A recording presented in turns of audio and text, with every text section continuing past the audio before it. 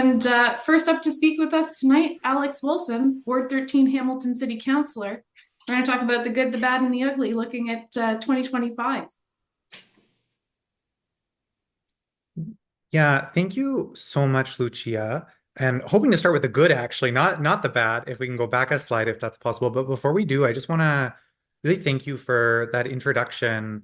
It's okay, I have it on my end. Because a good friend of mine lives up north, uh, in the far north of the Northwest Territories, predominantly Indigenous community. A lot of the jobs there, firefighters. I was visiting them recently, my friend there recently. Heard the story of some of the folks who in the 2023 and 2024 seasons were fighting fires. And as a young person, you're going in and many of your team aren't coming back at the end of the season, or if they are, they're coming back with a physical injury that's going to stay with them for the rest of their life in terms of their ability to work, whether it's smoke inhalation damage. And so just again, when you're talking about who's fighting these fires, who's keeping everyone safe, who's keeping, profit safe, extractive companies safe, like where the firefighters are dispatched, I think some of those same equity considerations that are being discussed right now about using prison labor in the US to fight fires using unsafe conditions and having Indigenous firefighters doing all this work, but not necessarily getting the compensation or the support or the health and safety. There are so many of those parallels and just really, I didn't know you were going to start there. And just that was really hit me. And I think it's so we're talking about the good, the bad, and the ugly. I think it's a really great example of how everything's happening all at once. And maybe we can look back to kind of March, April 2020, and it was that maybe that moment of fear. Of course, everything was changing, but there was also a moment of possibility. People were looking out for each other. We are reimagining systems. And I think for many in the climate movement, particularly when we had been calling for so long before 2020, we need system change, we need this radical intervention, to suddenly feel like system change was so possible. There was some hope amidst a lot of that grief and a lot of that loss and a lot of that fear at the time.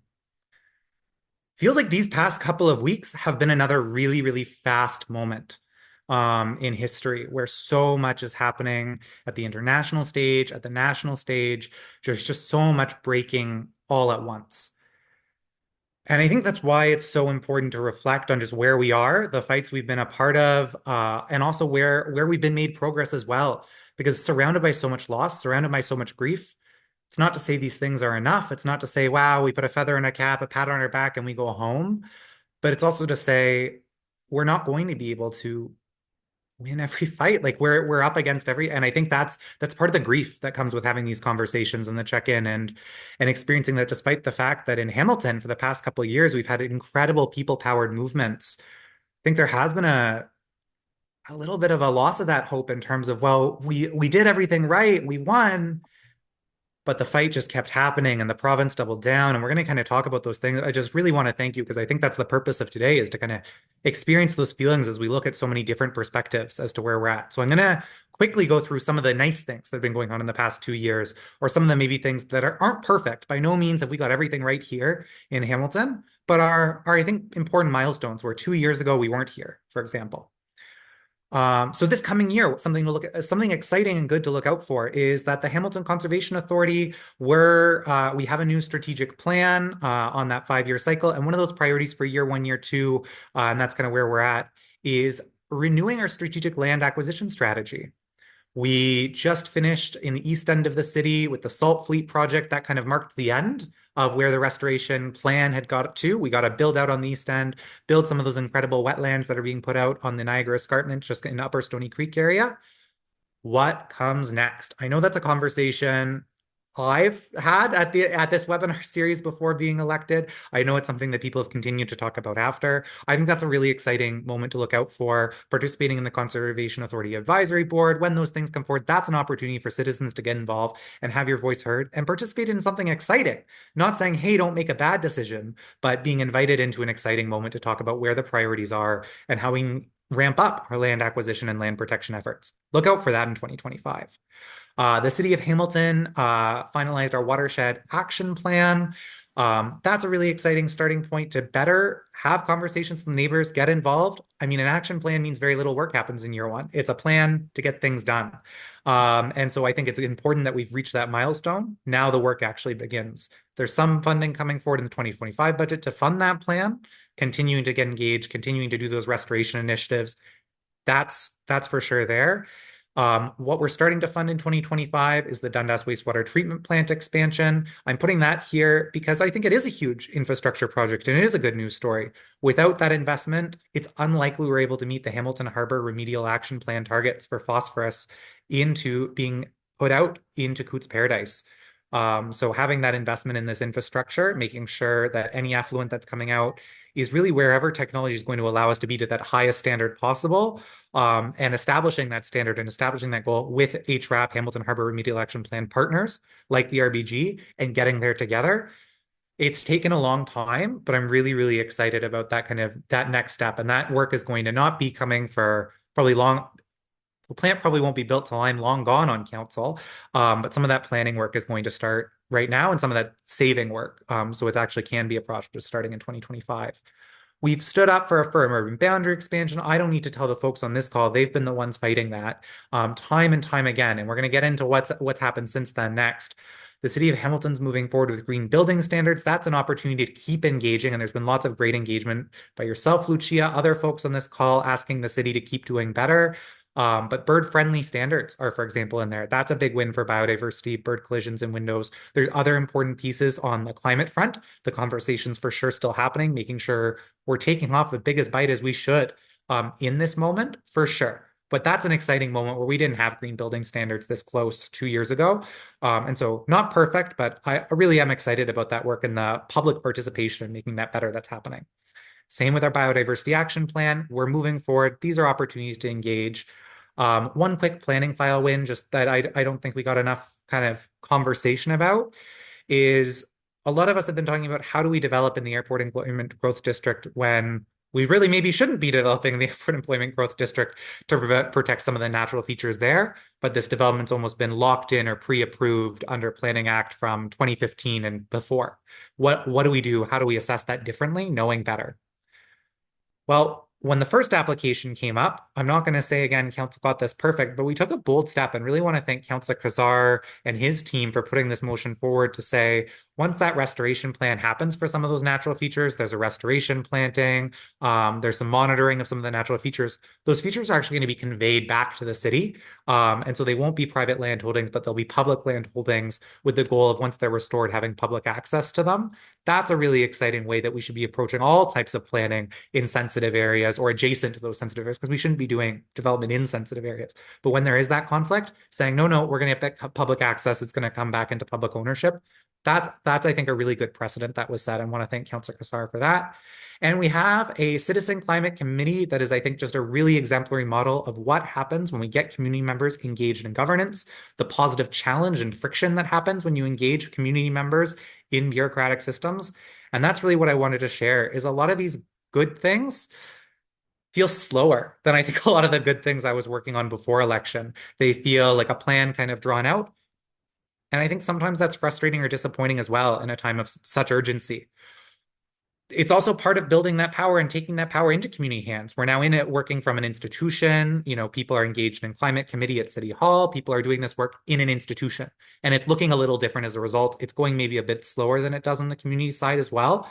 And I think balancing that urgency, that progress, and that engagement, again, I think we've learned a lot as a community over those past 2 years. Not saying we've got everything right, but I think as 350 members, as folks who've been on lots of these calls over the years, a pat on all of ourselves on the back for how we've been engaged, the types of skills we've been building, and how we've been having a say over these past couple of years.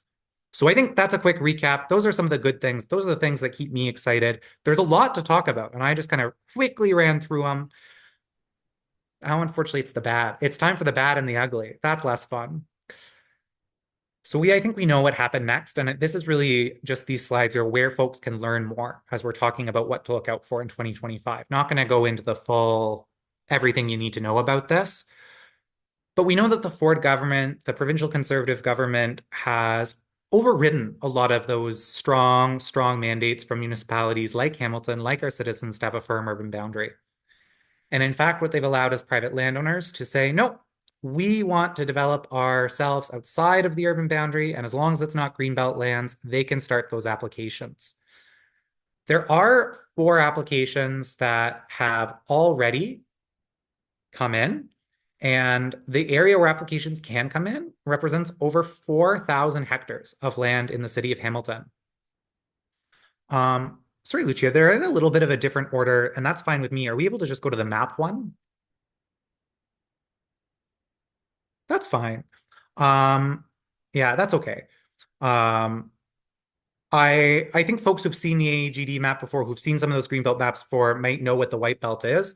Thinking about how much of an area that is, that over 4,320 hectares of land outside the greenbelt plan, that's a huge area that we're talking about. And each one of the 4 plans that are available linked here, they're available on the city website. If you Google kind of urban boundary expansion, city of Hamilton, this is like the top 3 results is this page that tells you how to navigate. And all 4 of those applications, you can read more about the materials that have been submitted by the private landowners, how they're being assessed by the city. And we're going to learn more in the new year as that comes forward. Lots of folks on this call I know participated in the previous, thanks Lucia so much, participated in the previous consultations about what should that actually look like. So you can see those white areas are not the purple. Those are the purple's the industrial area that could be developed into, and then that kind of peachy area, white, if you call it that, peachy. Those are areas where residential development could be privately initiated by the folks who own that land. And so I just want to thank folks who've participated in this framework, because this is a framework the city shouldn't have to have, frankly. How do we evaluate these applications? Well, the city had a framework to evaluate them. It was, we're going to say no, that's outside of the urban area. That doesn't align with sustainable growth. No. Unfortunately, we're going to get overruled. And so now we have to have this system to evaluate these applications on their merits, despite the fact that a lot of our policy and a lot of the reason we got to that policy is through an understanding that there aren't merits to developing outside of the urban area, or the cons outweigh them. And so now on a case-by-case basis, we're having to go through a process to evaluate these applications, not necessarily understanding how a provincial government, how a land tribunal will evaluate any appeals from developers. If the city says, no, we're not going to entertain that expansion, and the developer appeals it to the Ontario Land Tribunal or to the provincial government, where does that actually, how are they going to evaluate that? And so it's been a difficult process to figure out, and frankly, a waste of everyone's time and money. And I want to thank the folks who've still, despite that, participated, made their voices heard, and made this the strongest system that we're going to get. The next chapter in this is that framework's going to come back in the next couple of months in Q1, so February, March of 2025. It'll be presented to Planning Committee, then Council. And once we have that, that's the framework, pending any changes that get made, that's the framework that'll be used to assess these 4 applications.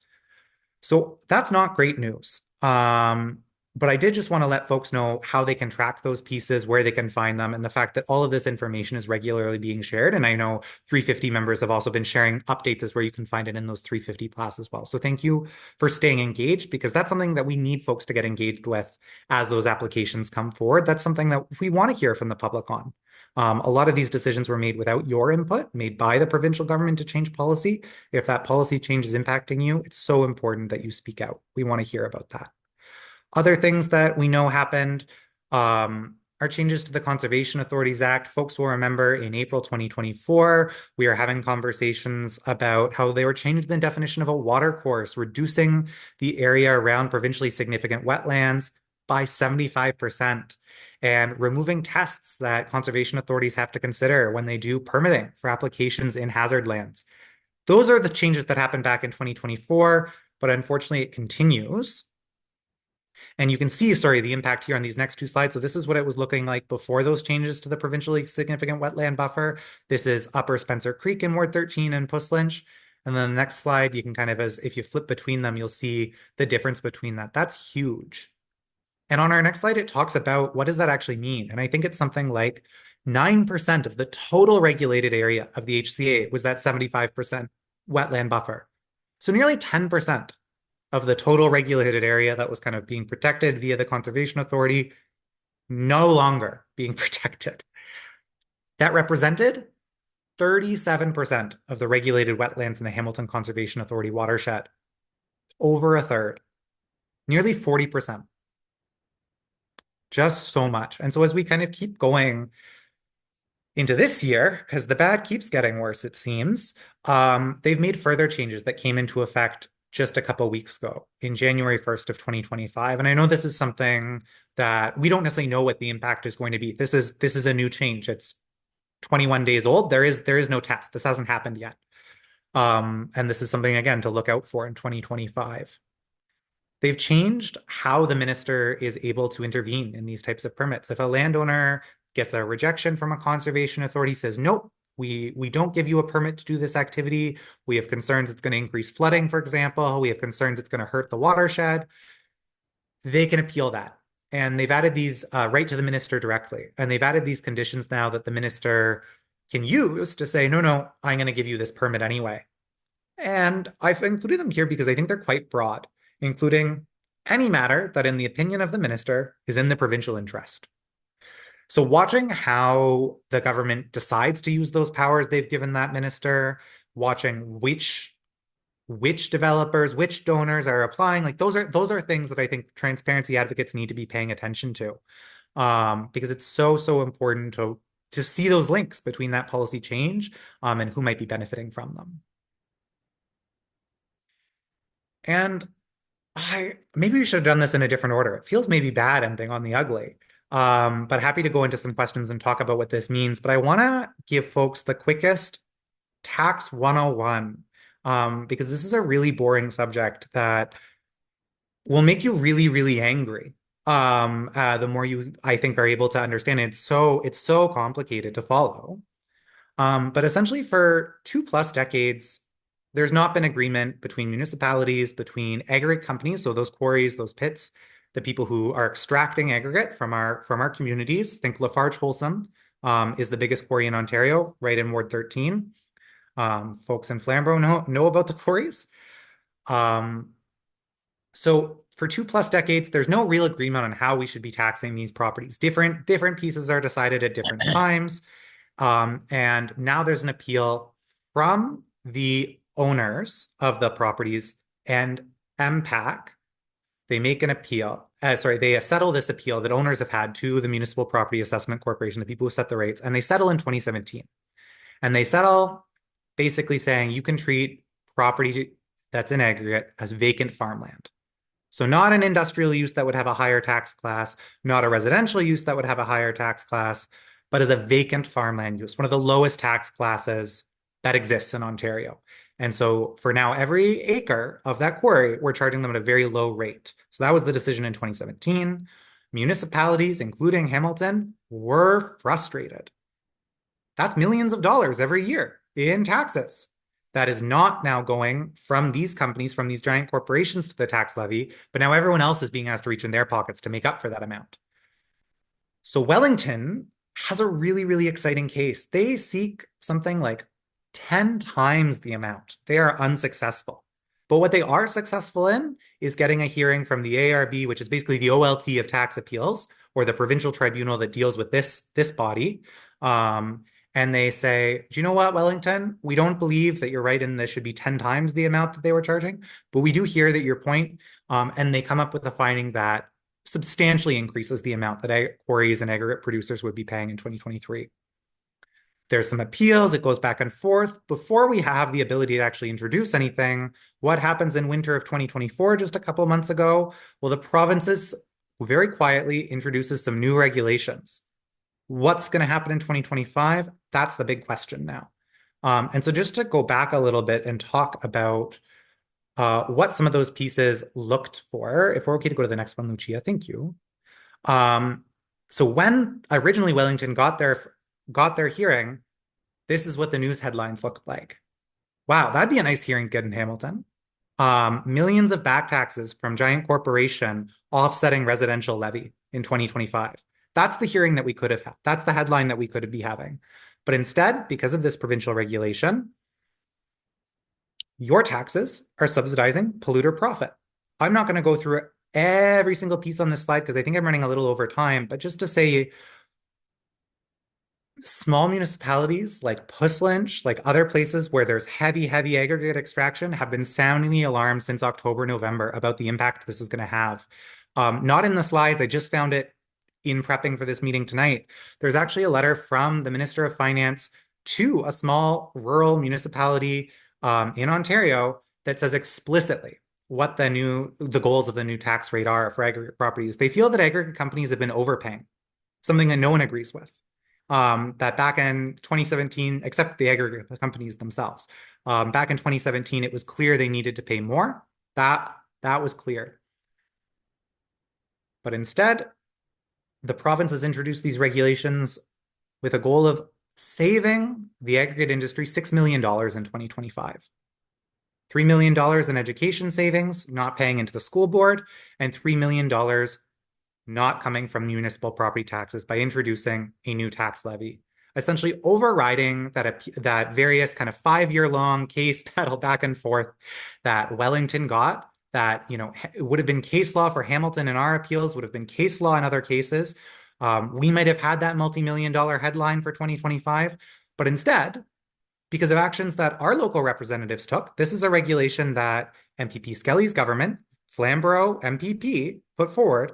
Now, instead of having the largest quarry in Ontario pay their fair share, instead Flamborough taxpayers, local residents, are going to be asked to step up.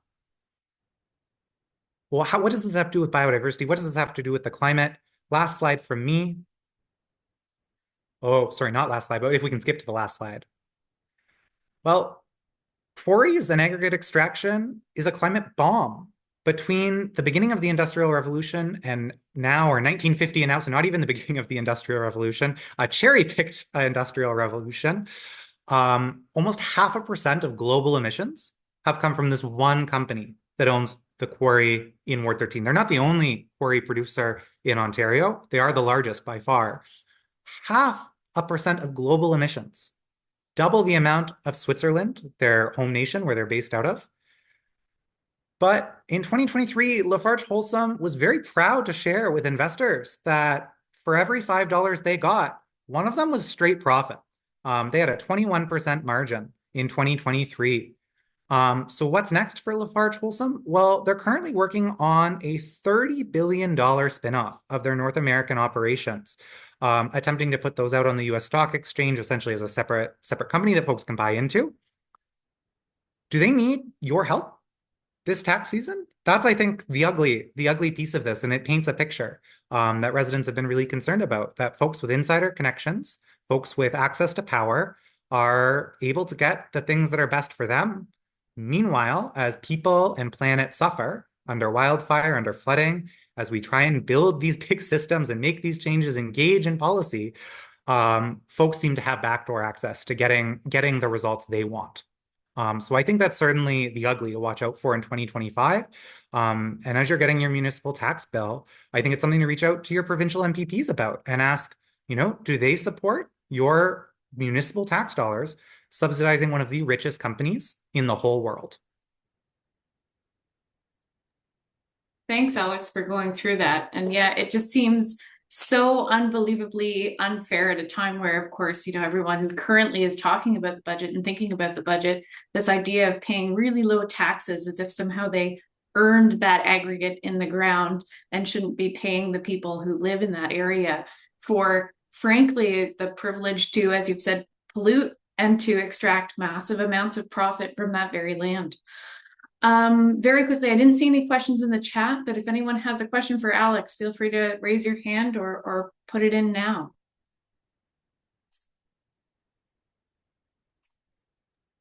Just in Otherwise, case something's coming in, I just want to say I really want to thank Nancy for putting in links directly to the city website where folks can get engaged in the chat. So I had links on the presentation, hoping 350 could help get those out afterwards, but Nancy's put them right in the chat. And that was enough time. Teresa, thank you for raising your hand.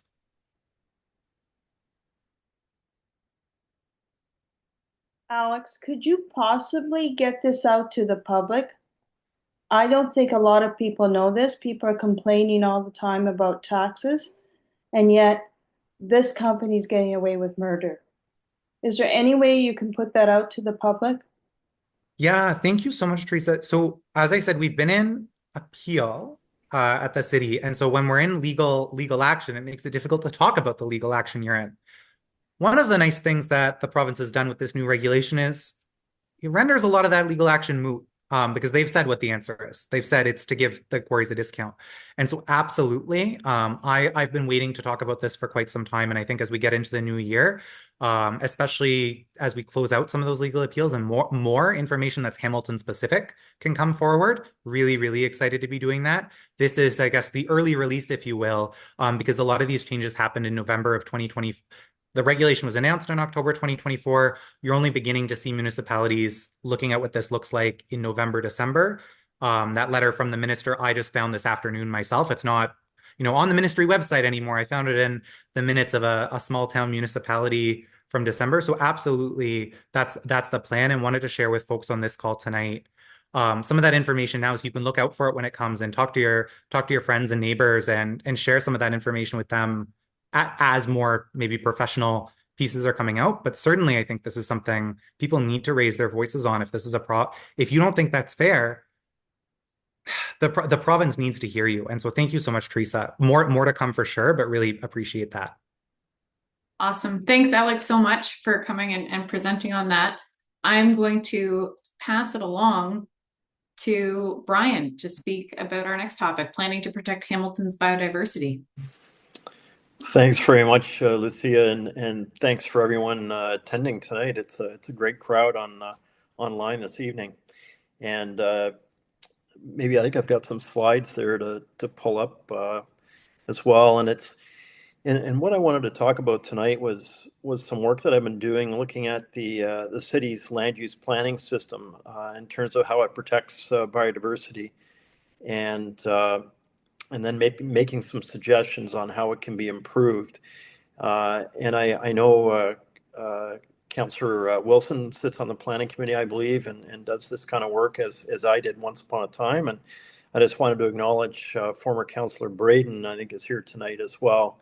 And Dave did a great job over the years fighting the good fight on things like this. Maybe just as a background, or to begin with, this slide talks about how natural heritage planning has evolved over the years. And one of the advantages of having a lack of hair is you've been around for a while. And I've had an opportunity to sort of live through a lot of this since the late 1980s. And the approach early on was this idea of islands of green. Stu Hiltz, a prof at University of Guelph, did a book on this describing the process where just specific areas across the landscape were identified as significant, called environmentally significant areas, ESAs, and they were sort of isolated from each other with that form of natural heritage planning. And you can see those couple of evolutionary timeframes there, where we started off with 37 areas protected in the official plan, and we're now up over 100. And that's due to the Hamilton Naturals Club and the city and the Conservation Authority working on the natural areas inventory. Thanks to Councillor Wilson for getting us funding for the current natural areas inventory that's underway right now. So that work continues. But back in the mid-1990s, and this came out during Vision 2020. I don't know how many people still remember Vision 2020, but we did a lot of good work back then. And the 1995 official plan had this idea of a natural heritage system.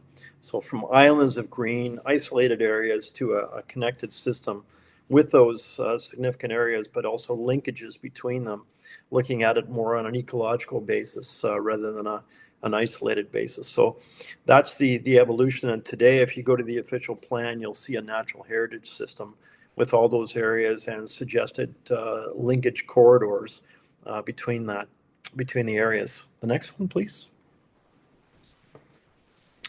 So I've always been concerned. Those of you who know me may have heard one or two rants on my end in terms of how natural heritage planning happens, and almost always when development is proposed, it's approved, and these environmental impact statements are done, and they lead to mitigation rather than any substantive protection or let alone restoration of an area.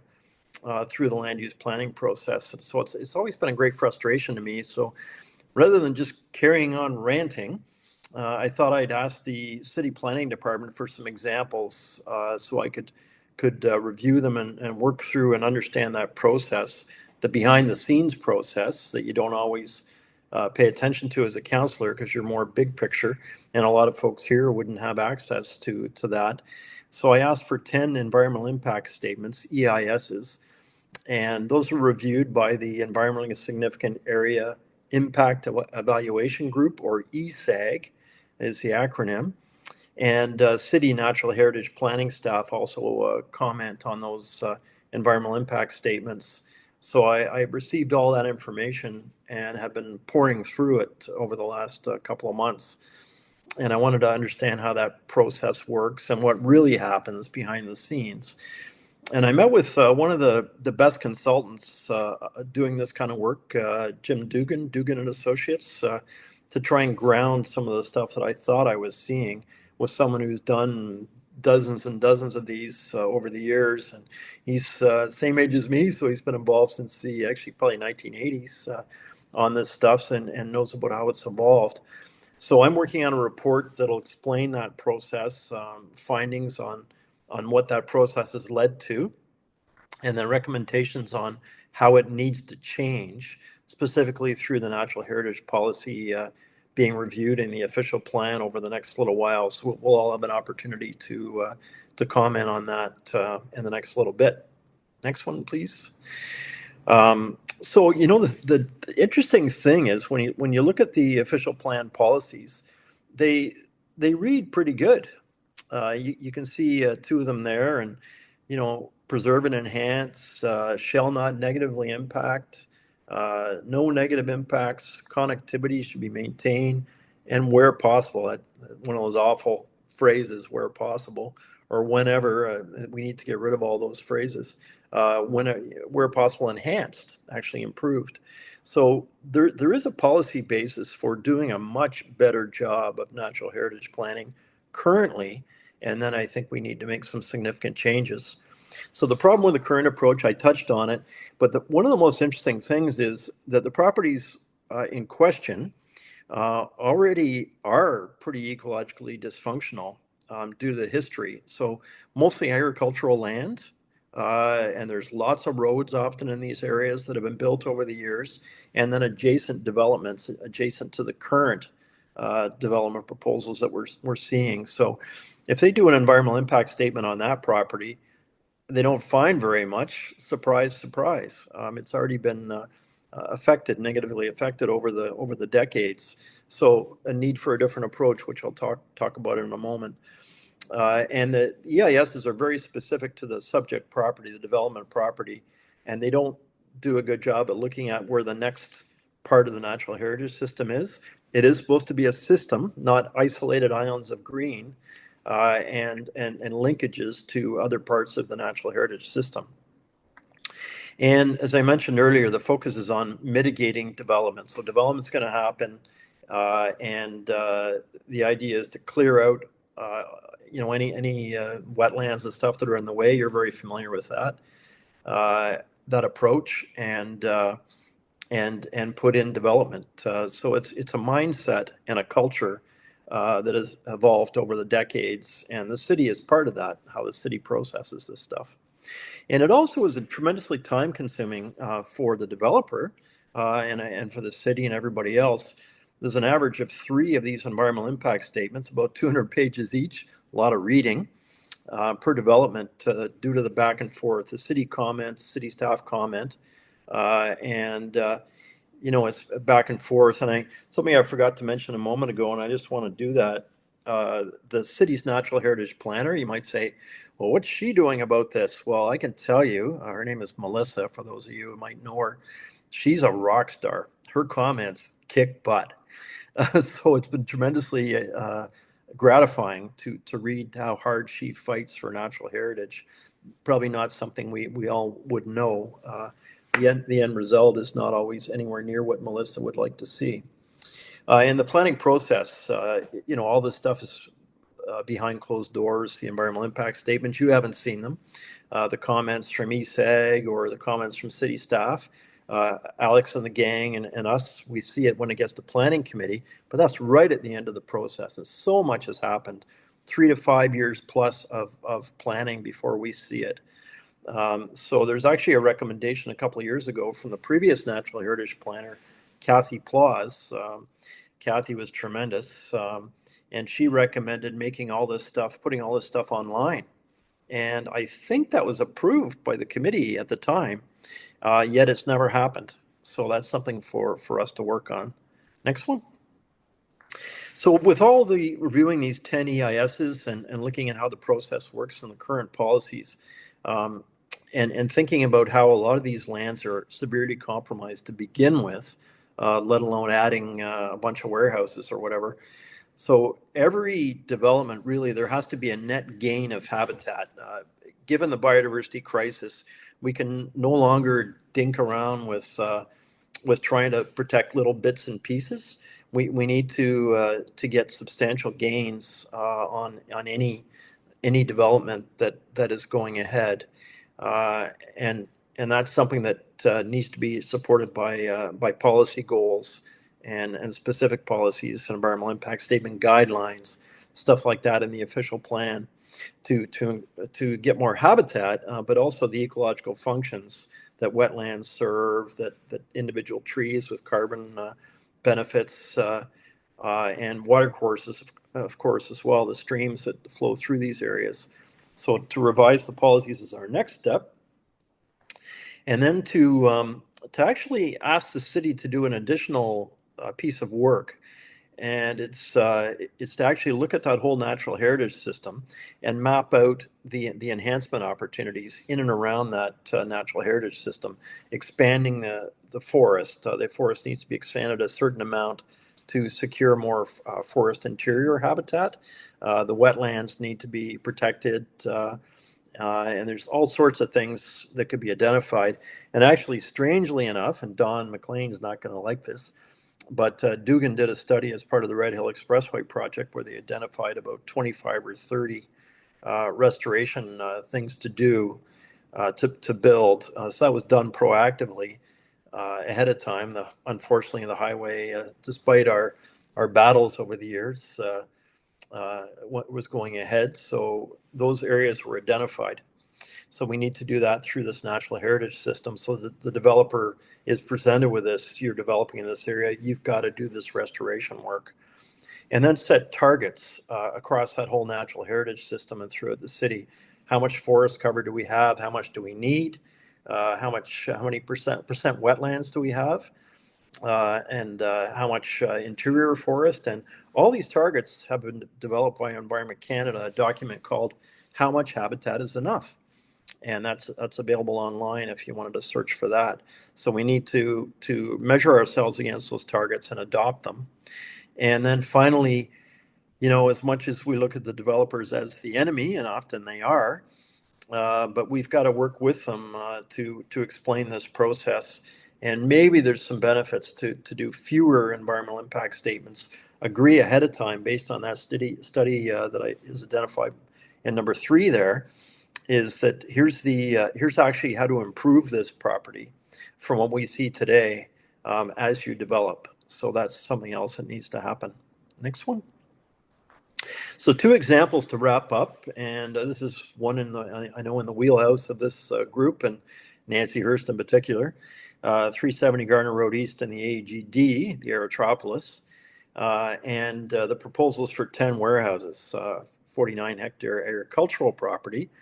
And there's an unevaluated wetland. There's a good size, significant woodland with just a little tiny bit of interior habitat, hedgerows, butternut trees, and a linkage to a hydro corridor. And in this case, the environmental impact statement focused only on the narrow, just the property itself. It didn't look beyond that to see what could be linked to. And the proposal that's come in is warehouses just blanketing the property, every square foot. The hedgerows are removed. And this is in the plan. The wetland had to be relocated. There's a narrow buffer to the significant woodland, and over 800 trees are suggested for removal, including 6 endangered butternut trees. So what should have happened here, or maybe it still can, the woodland needs, it's a decent size, but it needs to be expanded. So we need to look at those kind of opportunities, drop about 3 or 4 warehouses and expand the size of that woodland so there's a net gain if this development goes ahead. The next one, and the last one. The last one is I guess that was the bad in terms of the language tonight, but here's the good. 1097 Wilson West, I think that's also in Nancy's area.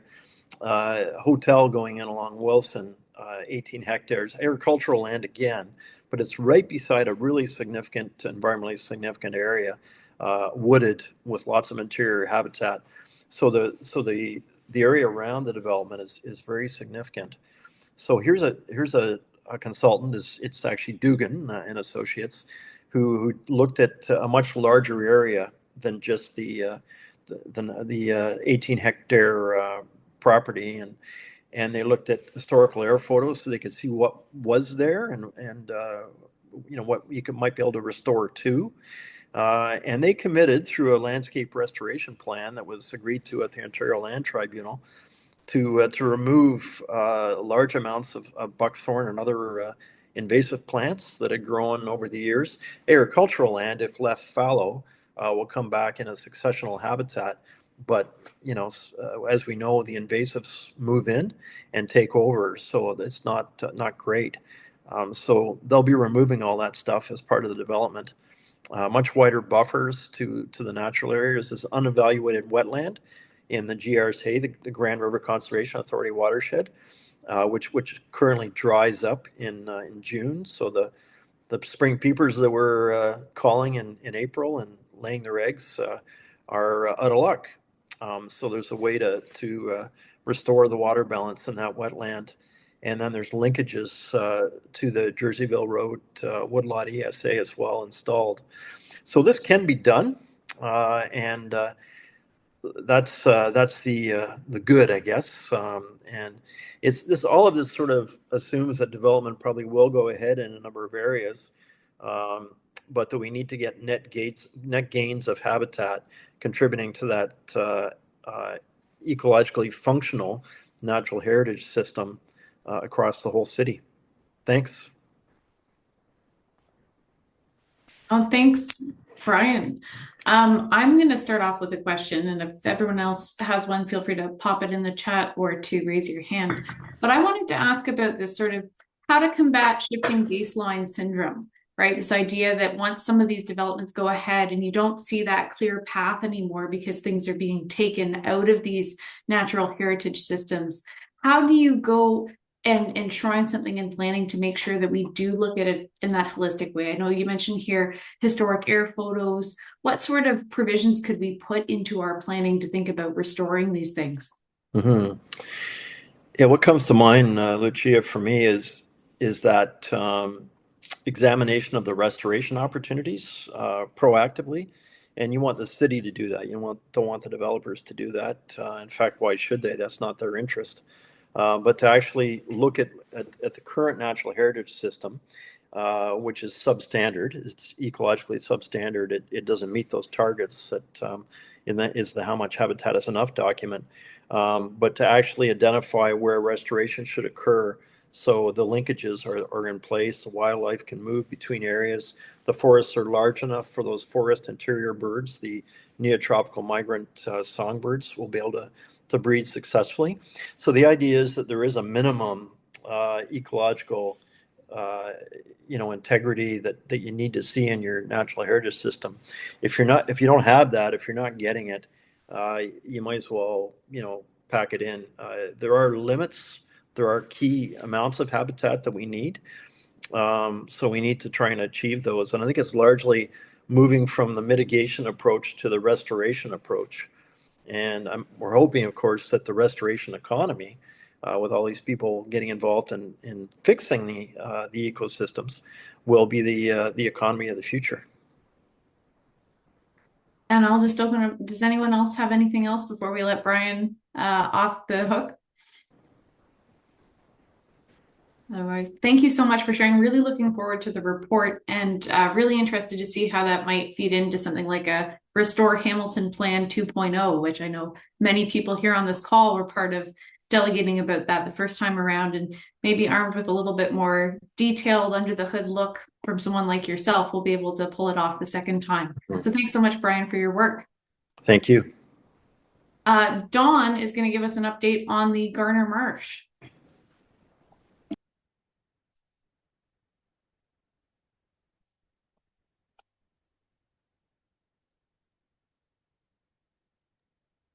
Okay, can you hear me?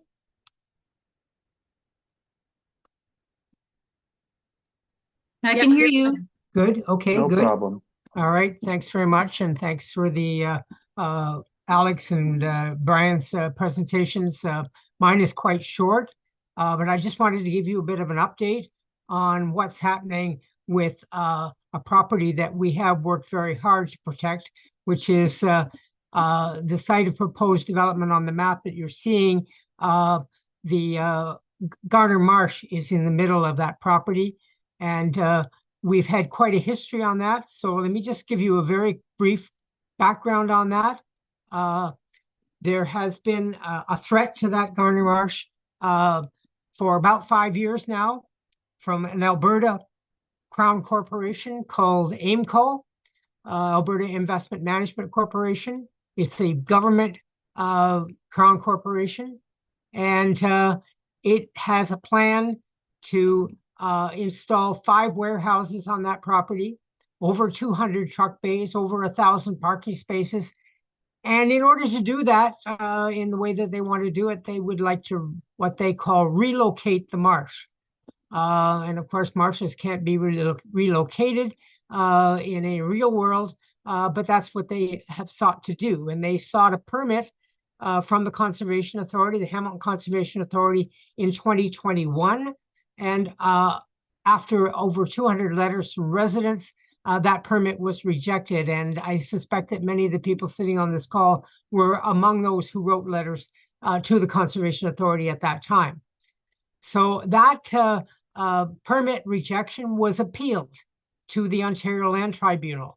And it has been before the Ontario Land Tribunal pretty much since then, since May and June of 2021.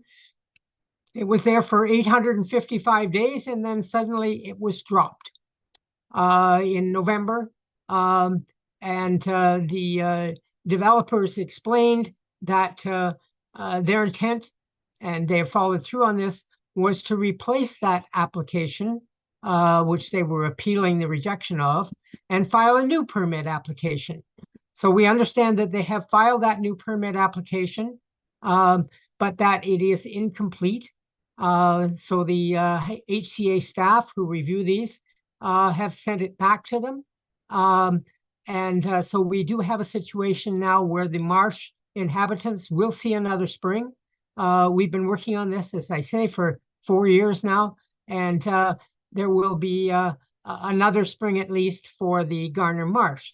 That's the good news, and we will be asking you to intervene again as individuals and organizations, urging the Hamilton Conservation Authority again to reject the new application.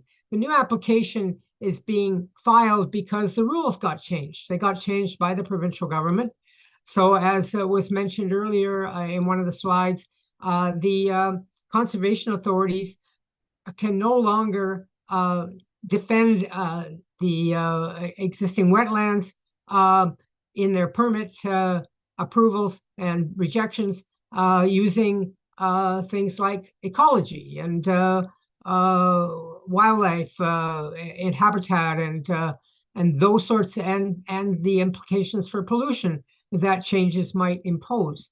The provincial government removed those. They're only now allowed to consider flooding and erosion. But we expect that the Conservation Authority will again hopefully reject this application. We will be encouraging you to write and watch the Save Our Streams newsletter for deadlines. We are now expecting an application hearing, perhaps as early as April, but maybe later than that. A couple of new pieces of information that have come out in the last little while. The AIMCO ran into some difficulties over the last few years, lost a pile of money, and some of the unions that were whose pension funds were being held by AIMCO withdrew from it. Fair bit of scandal floating around it in the province of Alberta. And the current Albertan government decided last fall to eliminate the entire board, as well as the executive director, the people who are running the AIMCO. And I understand that many of them were walked out of the buildings. So it was quite a news story that got covered nationally. And they've now replaced that with a new person in charge. And his name is Stephen Harper. And you may know that name because this man was Prime Minister of Canada for about 10 years prior to the Trudeau government being elected. And he has been chosen by the Alberta government as the new manager and director and overseer of AIMCO. So when we're dealing with this issue of what happens to the marsh, what happens to the wetland, what happens to the stream, the Ancaster Creek, which the wetland is part of the headwaters, and what happens to the properties downstream, including the Ancaster Golf and Country Club or Hamilton Golf and Country Club. All of these things are now appear to be in the hands of the former Prime Minister. So you'll have some focus in terms of how you want to approach this, and we will be asking for further work to try to ensure that the Garner Marsh is protected, that as much as possible the lands around it, which are good agricultural lands, and we're producing vegetables for the local markets until the AIMCO took it over, that this is remains part of our local ecology, and in fact, it hopefully is enhanced. It has a significant woodlot on it as well, but the marsh is something that must be defended, and that's one of the things that we've been working on through Hamilton 350. So thanks, Lucia, and I hope that's helpful to provide additional information about the situation that we're facing at the Garner Marsh. Thanks, Don. And yeah, as some people, some of the comments in the chat from Nancy and from Peter, on the one hand, it's as you said, silver lining. These springtime creature wake-ups will happen this year, and we need to try to ensure it'll happen in the years to come. Nancy noted that the tundra swans seen resting in this top photo here weren't included on the EIS for the development. So again, pointing out that these things are important and not capturing everything. And Peter brought up, the sort of past pay to slay sort of aspect to trying to preemptively get rid of some of these creatures so that they're not captured in ecology, although now potentially a different ballgame because ecology can't be considered by the Conservation Authority. But in any case, thanks, Don, for the update, and we'll keep everybody posted as 2025 rolls along. I'll be moving on here to talk about our final item today, which is the 20 Road West MZO. So this is a similarly long time running issue that Conservation Matters and Stop Sprawl and other folks in this call have been a part of. Just a quick refresher, these lands here on 20 Road West, just to the side of Upper James Street. This is land that is shown in the Canada Land Survey to be prime agricultural land, classes 1, 2, and 3. And it is endangered by a group of local developers. Those local developers tried to get the mayor and council recently to endorse this request for an MZO because the OLT hearing date was set in 2026, and that is too slow for their liking, so they would like to get something done faster. And they're hoping that the Ford government will give them, a minister's zoning order from Paul Calandra to move it ahead. So they submitted that application, these local developers, part of this 20 Road West Developments, Inc. And in response to that, our council said no, but they're pursuing it anyway. So the final thing for tonight that we're going to ask everybody on this call to do, and certainly, tell your friends, tell your neighbors, is to continue to lay up some pressure against this MZO initiative. At the very least, when 2026 rolls around and the OLT goes to hear this, we'll be in much better shape to oppose that development, especially because council is not in favor of it. But yeah, we need to oppose this anti-democratic MZO possibility whereby Minister Calandra could try to rush this thing through. Stop Sprawl has a great tool on their website, which we will be sending to everybody after this call. They've got a quick description of the minister's zoning order, people's phone numbers. There's an email contact below, as well as a whole bunch of the past context and important points about this piece of prime agricultural land. So we're really hoping that people will take some action on this. And finally, I was going to just say thanks again to the people who spoke, Alex, Brian, Dawn, for your updates. And if there were any final questions or thoughts before we end for this evening.